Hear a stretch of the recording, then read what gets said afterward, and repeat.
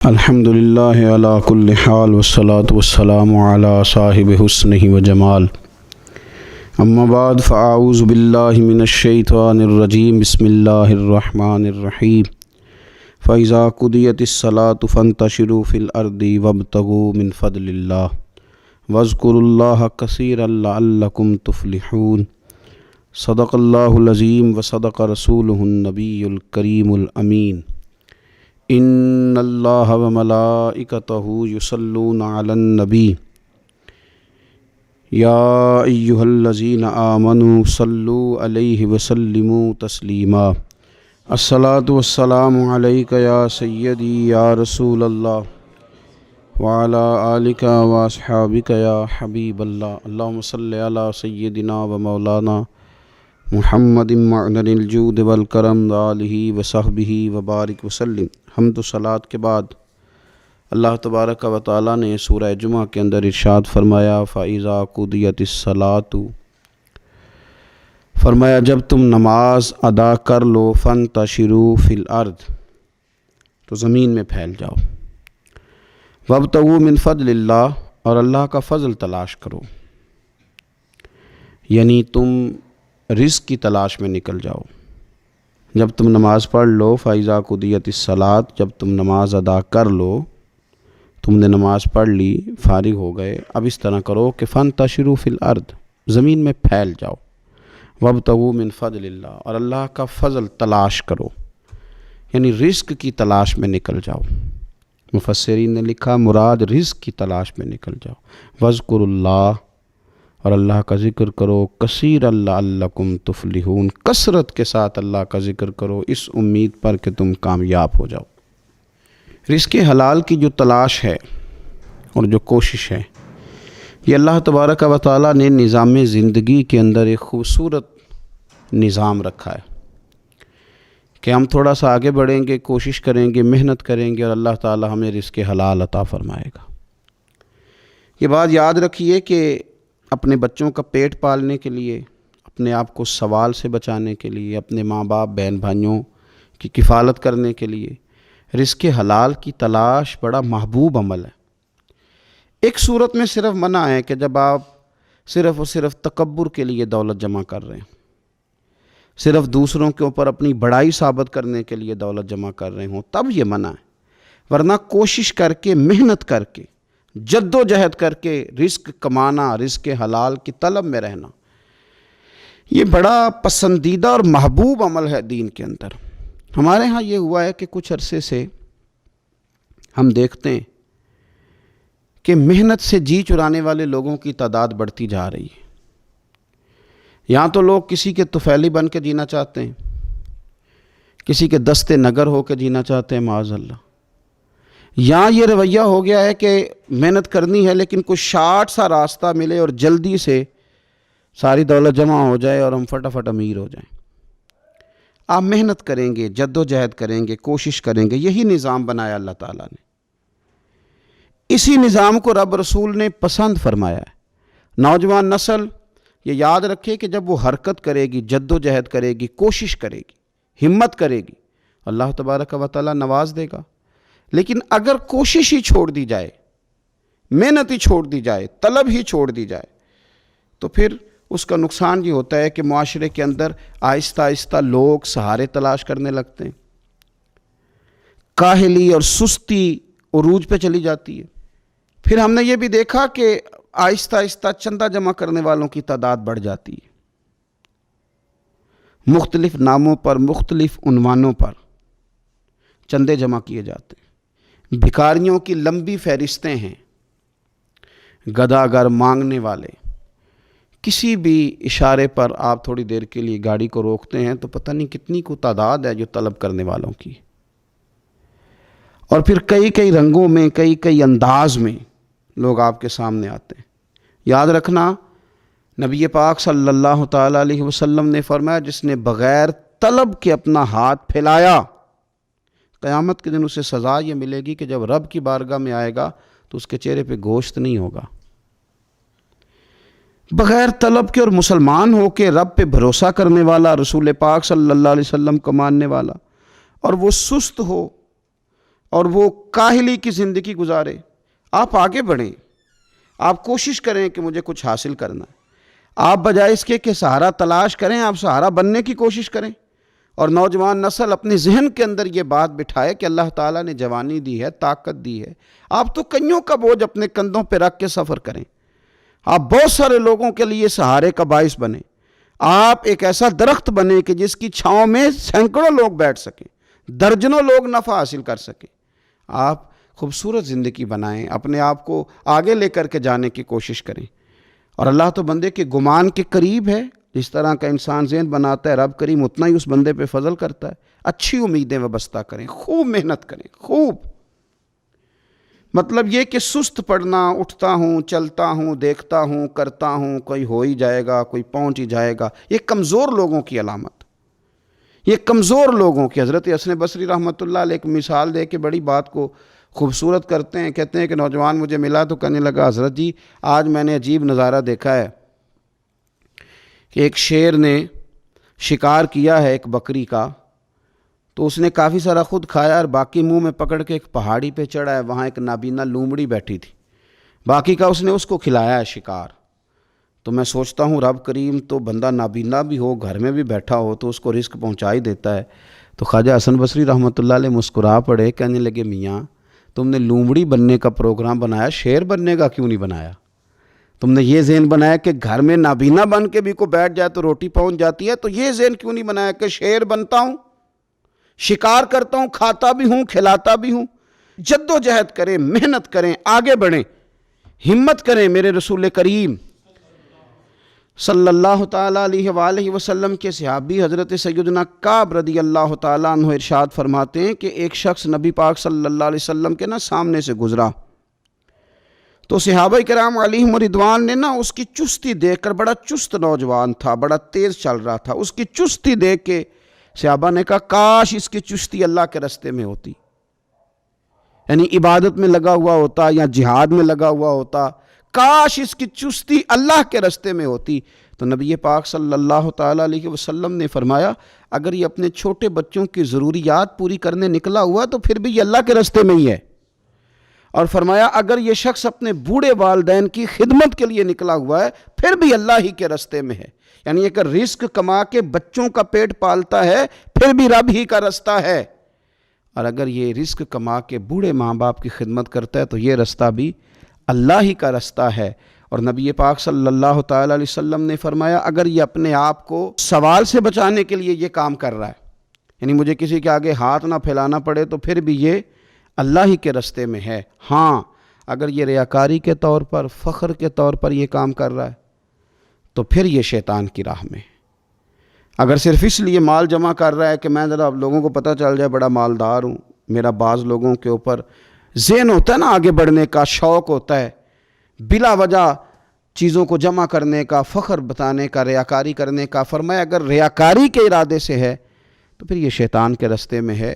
اور اگر یہ بوڑھے ماں باپ کے لیے رزق کما رہا ہے، چھوٹے بچوں کے لیے کما رہا ہے، اپنے آپ کو سوال سے بچانے کے لیے کما رہا ہے، تو پھر یہ اللہ ہی کے راستے میں، پھر یہ جہاد ہی کر رہا ہے، پھر یہ عبادت ہی میں مشغول ہے، یہ اللہ ہی کے راستے میں۔ رسول کریم صلی اللہ تعالیٰ علیہ وسلم نے جو سبق ہمیں پڑھایا وہ صرف یہ ہے کہ رزق کماتے وقت تمہاری نیت کا اعتبار ہے، تمہارا ارادہ کیا تھا؟ رزق کماتے وقت ارادہ کیا تھا؟ بہت بڑے بنگلے بنانے کا ارادہ تھا، جائیدادیں جمع کرنے کا ارادہ تھا، بعض رشتہ داروں کو نیچا دکھانے کا ارادہ تھا، بلا وجہ ڈینگے مارنے کا اور اونچی اونچی باتیں کرنے کا ارادہ تھا، یا تمہارا ارادہ یہ تھا کہ حلال آ جائے تاکہ میں سوال سے بچ جاؤں، تاکہ مجھے کسی کے سامنے ہاتھ نہ پھیلانا پڑے؟ یہ حدیث ہمیں صحیح بخاری میں ملتی ہے۔ نبی پاک صلی اللہ تعالیٰ علیہ وسلم نے فرمایا بے شک مال بڑا سرسبز ہے اور بڑا میٹھا ہے، فرمایا جس نے اچھی نیت کے ساتھ مال حاصل کیا بڑا میٹھا ہے، بڑا سرسبز ہے، اور جس نے اچھی نیت کے ساتھ حاصل کیا اللہ اسے برکت عطا کر دے گا۔ تھوڑے پیسوں میں برکت ہو جائے گی، تھوڑے میں بھی، کئی دفعہ تھوڑے پیسے ہوں گے پر ختم نہیں ہوں گے، ان میں برکت ہو جائے گی، نیت اگر ٹھیک ہے۔ اور حضور صلی اللہ تعالیٰ علیہ وآلہ وسلم نے ارشاد فرمایا اگر کسی نے بری نیت کے ساتھ حاصل کیا تو اس میں برکت نہیں ہوگی، اس کے اندر پھر اس کے لیے وہ خیر نہیں ہوگی جو اچھی نیت پہ ہوتی، اور فرمایا یہ ایسا رزق ہے جسے کھائے گا پر پیٹ نہیں بھرے گا، سیر نہیں ہوگا۔ رزق کس نے کھا لیا ہے، چونکہ نیت یہ تھی نا کہ تفاخر کے لیے جمع کرنا ہے، دولت ہونی چاہیے، بنگلہ ہونا چاہیے، لوگوں کو پتہ چلے کہ یہاں بھی ایک سیٹھ صاحب ہوتے ہیں۔ تو یہ نیت پر ڈپینڈ کرتا ہے کہ آپ کا ارادہ رزق کماتے کیا ہے۔ بہت زیادہ محنت کرنے کی کوشش کریں، بالخصوص نوجوان اپنے دلوں کے اندر یہ جد و جہد پیدا کریں کہ ہم نے محنت کر کے رزق کمانا ہے۔ یہ جو ہاتھ پھیلاتے ہیں یہ بزدل لوگ ہوتے ہیں، یہ کمزور لوگ ہوتے ہیں۔ یہ ہاتھ جب کسی کے آگے کوئی شخص پھیلاتا ہے تو اپنی خودداری کا سودا کرتا ہے، اپنی عزت بیچتا ہے، اپنے وقار کو داؤ پہ لگاتا ہے۔ جب وہ ہاتھ پھیلاتا ہے، کشکول طلب جب دراز کرتا ہے، کبھی بھی اللہ کے علاوہ، اللہ کے محبوب علیہ السلام کے علاوہ آپ کسی کے سامنے کشکول طلب دراز نہ کریں۔ اور میری ساری زندگی یہ رائے رہی ہے کہ اچھا تاجر وہ ہوتا ہی نہیں جو پیسے زیادہ کماتا ہے، اچھا گھر کا سربراہ وہ نہیں ہوتا جو دولت زیادہ جمع کرے، بلکہ اچھا آدمی تو وہ ہوتا ہے جس کے خرچے کم ہوتے ہیں، جو اس کے پاس ہے اس کے اندر اسے مینج کرنا آتا ہے۔ اگر اس کے پاس 1000 روپیہ ہے تو اسے سارا دن 1000 میں نکالنا آ جائے تو اس شخص کی عزت محفوظ ہے، اس کی عزت محفوظ ہے۔ اور اگر وہ 10,000 کے اندر بھی اسے طبیعت نہیں ہے، اسے چاہت نہیں ہے، اسے خبر ہی نہیں ہے میں نے کس طرح وقت گزارنا ہے، تو پھر یہ شخص اپنے آپ کو بھی رسوا کرے گا اور اپنوں کے لیے بھی شرمندگی کا باعث بنے گا۔ محنت کریں، کوشش کریں، اپنے آپ کو فارغ نہ رکھیں۔ فارغ آدمی کو زنگ لگ جاتا ہے۔ فارغ تو کوئی گھر پڑا رہے تو بعض لوگ کہنے لگتے ہیں کہ یہاں تو جنوں کا قبضہ ہو گیا ہے۔ فارغ ذہنوں پر شیطانوں کا قبضہ ہو جاتا ہے۔ کچھ کریں، محنت کریں، جد و جہد کریں، آگے بڑھیں۔